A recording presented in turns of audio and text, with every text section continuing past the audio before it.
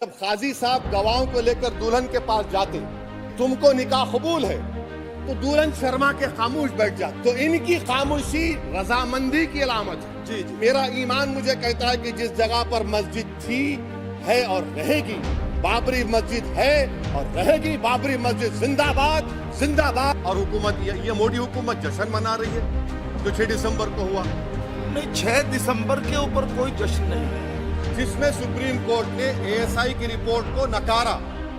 उन्होंने कहा कि मंदिर को तोड़कर मस्जिद नहीं बनाई गई थी। क्या इस देश का, इस गवर्नमेंट ऑफ इंडिया का कोई मजहब है? मेरा मानना है कि इस देश का कोई मजहब नहीं है। पर क्या मैं बाबर का स्पोक्स पर्सन हूं? क्या मैं औरंगजेब का स्पोक्स पर्सन हूं? बताइए सर। अच्छा, बल्कि मैं तो मर्यादा पुरुषोत्तम राम की इज्जत करता हूं, मगर मैं नाथूराम गोडसे से नफरत करता हूं। मेरी नस्लें नफरत करती रहेंगी, क्योंकि नाथूराम गोडसे ने उस शख्स को गोली मारी जिसके जबान से आखिरी लफ्ज निकले हे राम।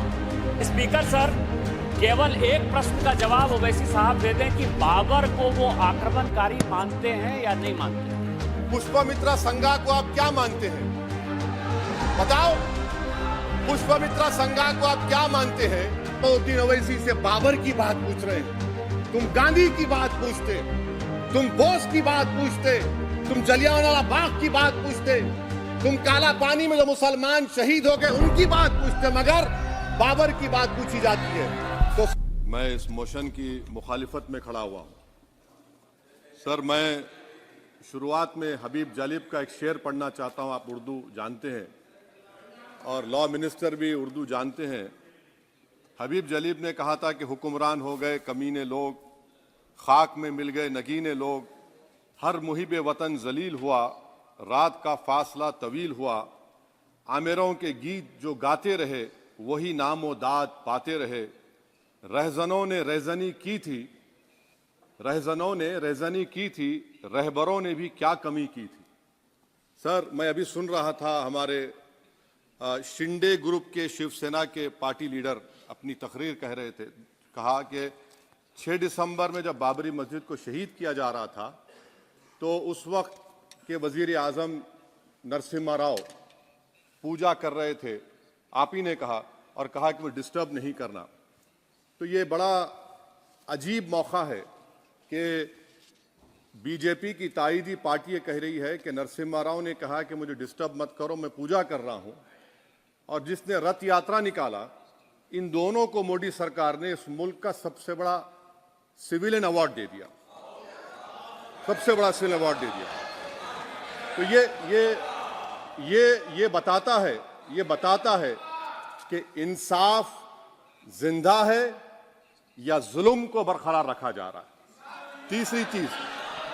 तीसरी बात यह है कि सर, इस ऐवान में सियासी पार्टियां आएंगी चले जाएंगी, आप आए मैं आया हम भी चले जाएंगे, मैं जमीन की गिजा बन जाऊंगा, ये ऐवान तो बाकी रहेगा।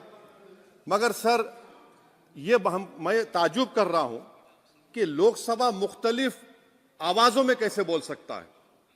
लोकसभा तो एक ही आवाज में बोलना चाहिए, और लोकसभा भी भारत के संविधान आइन के बेसिक स्ट्रक्चर का ताबे है। और सर, ये इसलिए कह रहा हूं कि 16 दिसंबर को ये ले कर देता हूं, 16 दिसंबर 1992 को इसी लोकसभा ने एक रेजोल्यूशन पास किया था। आप इजाजत दीजिए तो मैं पढ़ता हूं सर। दिस हाउस, अच्छा, ये गुलाम नबी उस वक्त के मिनिस्टर थे, आज नहीं है, उनका नाम नहीं लेना चाह रहा था। This house strongly and unequivocally condemns the desecration and demolition of the Babri Masjid at Ayodhya by and at the instigation of forces represented among others by VHP, RSS and the Bajrang Dal, which has caused communal violence in the country. Such act of vandalism was carried out not only in violation of order of Supreme Court, but amounted to an attack on the secular foundations of our country. This House expresses anguish at the happenings and wishes to reiterate its resolve that it will ceaselessly endeavor to uphold the secular and democratic traditions of our country and for the maintenance of rule of law. और एक paragraph है, नहीं पढ़ूंगा। मैं ताजुब कर रहा हूं कि जब इस ऐवान ने एक रेजोल्यूशन पास किया तो हुकूमत आएगी जाएगी, और हुकूमत, ये मोदी हुकूमत जश्न मना रही है। जो 6 दिसंबर को हुआ। तो ये एक बात है सर। चौथी बात यह है कि सर नहीं, 6 दिसंबर के ऊपर कोई जश्न नहीं है। राम मंदिर के निर्माण की जो प्रतिष्ठा हुई है उसको संबोधन कर रहा है, और वो सर्वोच्च न्यायालय के द्वारा तथ्यों के आधार पर दिए गए निर्णय के कारण से हुआ है। सर्वोच्च न्यायालय का निर्णय है, तो तथ्यों के आधार पर निर्णय है। Yes, yes. वो विषय आपने बोल दिया, ठीक है, ओके। सर, परंतु जो मंदिर का निर्माण है वो नियमानुसार सर्वोच्च न्यायालय के निर्णय से तथ्यों को देख करके। और एक सेकंड, आप इस्लाम के बहुत जानकार हैं, विद्वान हैं वैसे भी अब कानून के। यदि किसी अन्य धर्म के स्थान पर मस्जिद बनाई जाए तो शायद उसको मान्य नहीं किया जाता। अभी एएसआई ने, सुप्रीम कोर्ट ने स्वीकार किया है कि वहां पर राम मंदिर था। तो इस विषय केवल यह है कि वहां पर राम मंदिर ठीक बना कि नहीं बना, वो विषय हो गया। तो कृपया इस पर यदि आप कुछ बोले तो बोले प्लीज। सर मैं आपको गलत साबित कर दूंगा सर। और मैंने रुक तो जाइए बड़ी इज्जत के साथ सर, मैं आपकी बड़ी इज्जत करता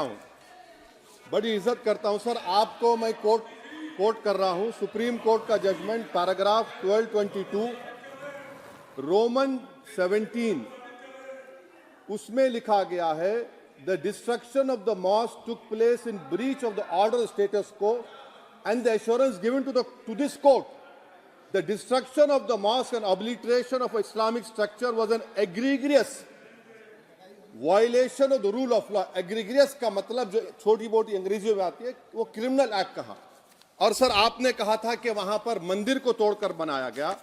सर मैं आपके सामने ये तमाम चीजें लेकर दूंगा, सुप्रीम कोर्ट के जजमेंट के पैराग्राफ्स हैं जिसमें सुप्रीम कोर्ट ने एएसआई की रिपोर्ट को नकारा। उन्होंने कहा कि मंदिर को तोड़कर मस्जिद नहीं बनाई गई थी। सुप्रीम कोर्ट ने कहा, सुप्रीम कोर्ट ने कहा। अब और मैं रख दूंगा, आप पढ़ लीजिए। अच्छा सर मैं अपनी तकरीर पर आ जाता हूं सर। तो मैं अपनी बात कर देता हूं सर। तो मैं ये पूछना चाह रहा हूं कि क्या मोदी सरकार एक समुदाय, एक मजहब की सरकार है या पूरे देश के मजाहिब को मानने वालों की सरकार है, जिसको नहीं मानते उनकी सरकार है? हमको बता दीजिए। क्या मोदी सरकार सिर्फ एक फिक्र और नजरिया हिंदुत्व की सरकार है? क्या इस देश का, इस गवर्नमेंट ऑफ इंडिया का कोई मजहब है? इस वतन अजीज सबके मजहब को मानता है। सर मेरा मानना है कि इस देश का कोई मजहब नहीं है। क्या ये सरकार 22 जनवरी का पैगाम देकर यह बताना चाहती है कि एक मजहब को दूसरे मजहब के मानने वालों पर गलबा और कामयाबी मिली? क्या आइन इसकी इजाजत देता है? क्या ये पैगाम आप जब ऐवान से दे रहे हैं तो 17 करोड़ मुसलमानों को आप क्या पैगाम दे रहे हैं, ये मैं आप पर छोड़ता हूं। सर 49 में धोखा हुआ, 86 में धोखा हुआ, 92 में धोखा हुआ, 2019 और 22 में भी इस ऐवान के जरिए हमको धोखा दिया जा रहा है। और अफसोस के साथ कहना पड़ता है सर कि मुस्लिम अक़लियत को हमेशा यह कहा गया कि तुमको भारत के शहरी बरकरार रहने के लिए एक बहुत बड़ी कीमत तुमको चुकानी पड़ेगी, और हम पर इल्जाम लगा दिया गया। सर क्या मैं बाबर का स्पोक्स पर्सन हूं? क्या मैं जिना का स्पोक्स पर्सन हूं? क्या मैं औरंगजेब का स्पोक्स पर्सन हूं? बताइए सर, आखिर मैं कहां तक आप मुझे लेकर जाएंगे? दूसरी बात यह है सर, दूसरी बात यह है कि फिर 6 दिसंबर के बाद देश में फसाद हुआ, नौजवानों को टाडा में डाला गया जो बूढ़े होकर निकले। यकीनन आपकी सरकार नहीं थी, आपकी सरकार नहीं थी। अच्छा बल्कि मैं तो मर्यादा पुरुषोत्तम राम की इज्जत करता हूं, मगर मैं नाथूराम गोडसे से नफरत करता हूं। मेरी नस्लें नफरत करती रहेंगी क्योंकि नाथूराम गोडसे ने उस शख्स को गोली मारी जिसके जबान से आखिरी लफ्ज निकले हे राम। सर छठी बात यह है कि 87 में मलियाना हाशिमपुरा हुआ, 83 में नेल्ली हुआ, 44 में जम्मू में नस्ल कशी हुई, 2022 में हल्दीवानी में कत्ल हुआ, इतने धोखे सबसे बड़े किसको दिए गए? असदुद्दीन ओवैसी को दिए गए। मगर फिर भी मुझसे ही कहा जाता है कि वफादारी को तुम साबित करो अपनी ओवैसी। सर, आज भारत के 17 करोड़ मुसलमान अपने आप को अजनबी और एलिनेट महसूस कर रहे हैं। मैं बहुत बड़ी नाइंसाफी होती है। सर, ये कोई तारीखी नाइंसाफी को इंसाफ नहीं किया जा रहा है। स्पीकर बल्कि सर, अंग्रेजी में स्पीकर सर, केवल एक प्रश्न का जवाब ओवैसी साहब दे दें कि बाबर को वो आक्रमणकारी मानते हैं या नहीं मानते हैं? पुष्पमित्रा संघा को आप क्या मानते हैं? बताओ, पुष्पमित्रा संघा को आप क्या मानते हैं? जम्मू के वो कश्मीर के वो राजा को क्या मानते हैं जिसके पास एक फौज थी मंदिरों को तोड़ने के लिए? आप क्या मानते हैं? यही तो मैं कह रहा हूं कि निशिकांत दुबे 47 में आजादी मिली असदुद्दीन ओवैसी से बाबर की बात पूछ रहे हैं। तुम गांधी की बात पूछते, तुम बोस की बात पूछते, तुम जलियांवाला बाग की बात पूछते, तुम काला पानी में जो मुसलमान शहीद हो गए उनकी बात पूछते, मगर बाबर की बात पूछी जाती है। तो सर, मैं आपको बता रहा था, खामखा डिस्टर्ब किए सर, मुझे मेरा वक्त ले लिए निशिकांत दुबे। सर, मैं आपसे कह रहा था, मोदी हुकूमत ये पैगाम दे रही है भारत के मुसलमानों को कि जान बचाना है या इंसाफ चाहते हो।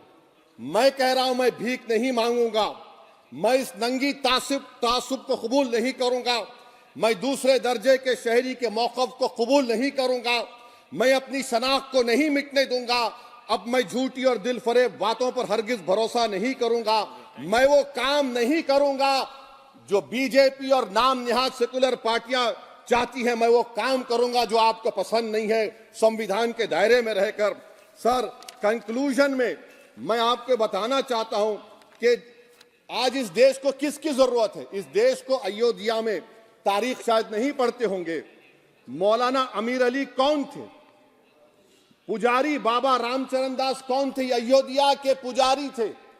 दोनों ने मिलकर अंग्रेजों के खिलाफ जंग लड़ी थी और दोनों ने, अंग्रेजों ने इनको गिरफ्तार किया और एक पेड़ पर मौलाना अमीर अली को और पुजारी रामचरण दास को फांसी दे दी गई। देश को इनकी जरूरत है।